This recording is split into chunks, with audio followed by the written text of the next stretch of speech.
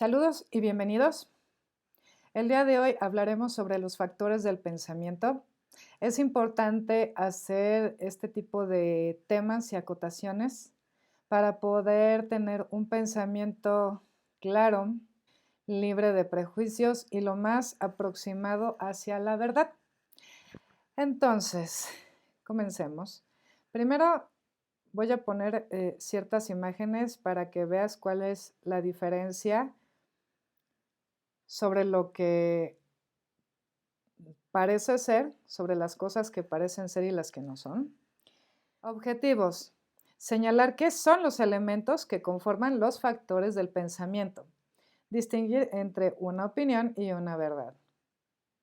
¿Qué es pensar? Bueno, la persona es quien ejecuta la acción del pensar. El saber es una acumulación de representaciones que se conservan en la mente, aunque a veces se olvidan. Conocer. Captar algo trascendente a la mente. Pensar. Utilizar dichas representaciones ya obtenidas, cambiarlas y tener la posibilidad de lograr unas nuevas. Te voy a poner un ejemplo. Tú conoces los triciclos y cuando conoces una bicicleta, la relacionas y dices, la bicicleta es como el triciclo, pero nada más lleva dos ruedas y tú tienes que mantener el equilibrio. Entonces, ya con la acción del pensar, bueno, voy a adaptar ciertas cosas para entonces poder usar una bicicleta en lugar del triciclo, en el caso de un niño pequeño, ¿no? Pensamiento. Cualquier actividad mental o espiritual y es una actividad del entendimiento o de la razón. ¿Qué es la razón? Es la facultad para pensar, reflexionar e inferir. La razón y el pensar dista mucho de la opinión. La opinión simplemente va a ser un juicio o valoración que se forma una persona con respecto a algo o a alguien. Una opinión lo único que da es me gusta tal cosa o no me gusta tal cosa, o me gustó esta película o no me gustó. Y ya, eso es solo una opinión. No lleva más allá una reflexión en sí, no lleva una investigación, ni una reflexión, ni un pensamiento. La verdad es, en una definición aristotélica, quiere decir la conformidad de lo que se piensa con la realidad. Juicio que no se puede negar racionalmente, es inalterable, conformidad con lo que se dice, piensa, experimenta y ya. Entonces, para tener un pensamiento correcto y verdadero, se requiere de la realidad y de la razón.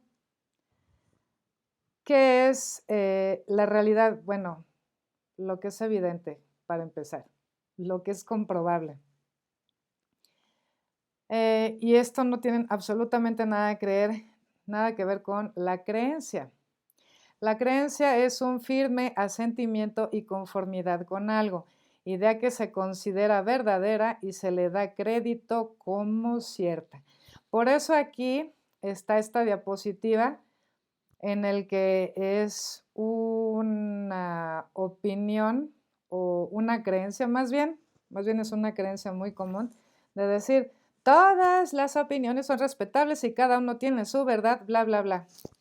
Por eso Batman le da una cachetada. ¿Desde cuándo la ignorancia es un punto de vista? Entonces, no porque tú creas que sepas o tú creas que pienses algo, significa que sea verdad. No estoy diciendo que no tengas derecho a pensar lo que se te dé la gana o a creer lo que se te dé la gana. Lo que estoy puntualizando es que hay que tener cuidado con la argumentación. Entonces, esa viene siendo la diferencia. Ahora, igual, una creencia puede ser, ay, es que yo creo que, no sé, todos los políticos son malos, ¿no? Y esa es mi opinión. Bueno, si conoces a todos los políticos de todo el mundo y todos los has buscado y hacerles un análisis y hecho una investigación a profundidad y llegas a esa respuesta o a esa comprobación, pues ya dejará de ser creencia, ya será una verdad. No sé si me explico.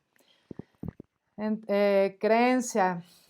A veces hay cosas como muy absurdas, ¿no? Es que si yo platico mis proyectos a futuro que todavía no se han concretado, entonces se me va a cebar. Esa es una creencia.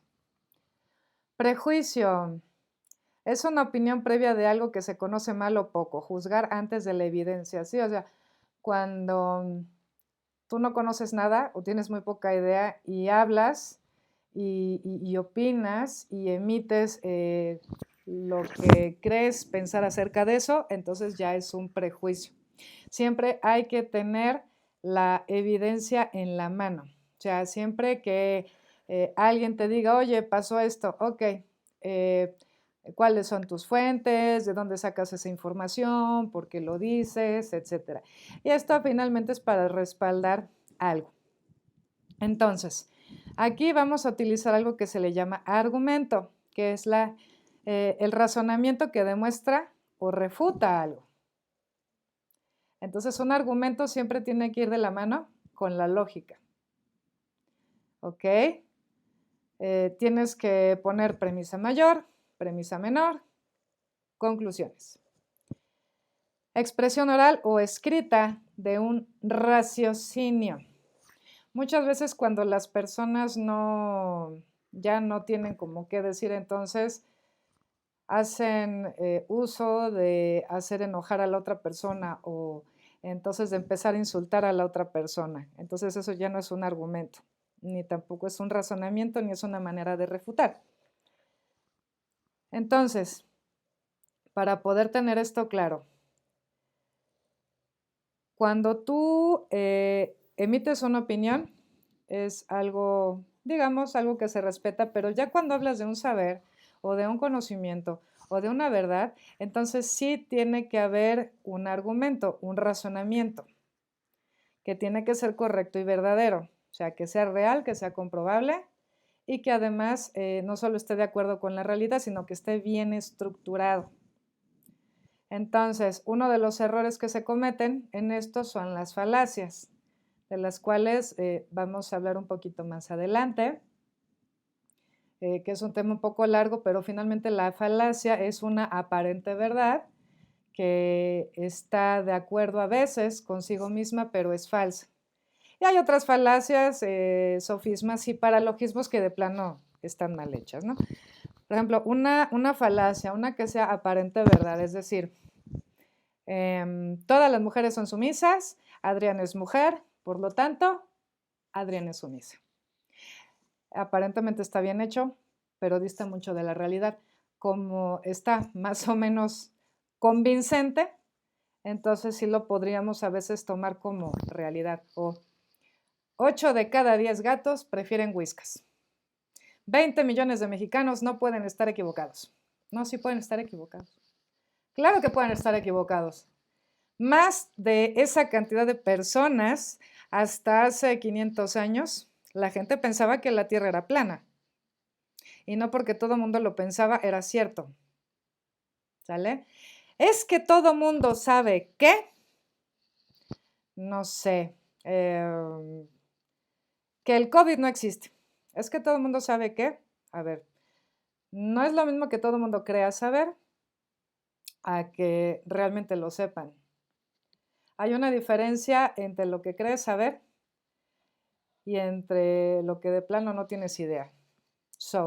Entonces, todo siempre duda como método y comprueba todo. Busca en varias fuentes y entonces ahí sí, ya puedes tener tu propia conclusión. Otro aspecto es que a veces nuestros sentidos nos engañan. Vele pausando a este video para que veas las imágenes con mayor detenimiento y sus efectos ópticos. Por ejemplo, ¿cuántas patas tiene este elefante? 8, 4, 6. ¿Cuántos cuadros ves aquí que se juntan? ¿Estas espirales se mueven o están estáticas? Obsérvalas con detenimiento. ¿Cuál de los dos círculos naranjas es más grande que el otro? La respuesta te sorprenderá. ¿Cuántos caballos puedes ver aquí? Hay quienes han visto más de 13. En este árbol hay varias caras. ¿Cuántas puedes encontrar? El lenguaje también es equívoco. Si digo la palabra pluma, pueden surgir todos estos objetos. El hecho de que a veces nuestros sentidos nos engañen no significa que no podamos conocer la verdad o que sea relativa. Con la ayuda de la ciencia y nuestro entendimiento podemos alcanzarla. ¿Cuáles crees que sean los mayores retos para conocerla?